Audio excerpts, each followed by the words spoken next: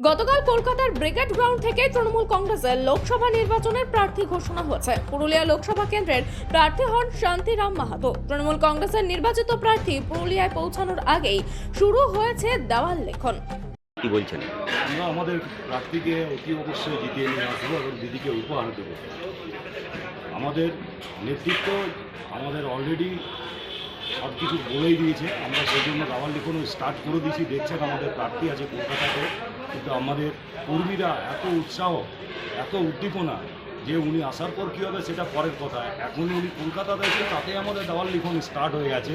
উনি আসার পর কী হবে আপনারা নিজেরাই দেখবেন। এবং আমরা 110% আশাবাদী যে আমরা পুরুলিয়া সিট। শান্তিরাম মাহাতোকে পুরুলিয়া লোকসভা নির্বাচনে যেহেতু প্রার্থী করেছেন, আমাদের যা কর্মী সমর্থক আছে আমরা 110% নিশ্চিত আমরা 2 লক্ষেরও বেশি ভোট জিতছি। গতবারে বিজেপির দখলে ছিল, এবার কি? বিজেপি ছিল, বিজেপিকে এমপি জ্যোতির্ময় মাহাতোর কথা দেখা যাবে। পুরুলিয়া হচ্ছে আমাদের শান্তিবাবু কাজের মানুষ, কাছের মানুষ, সবসময় থাকে।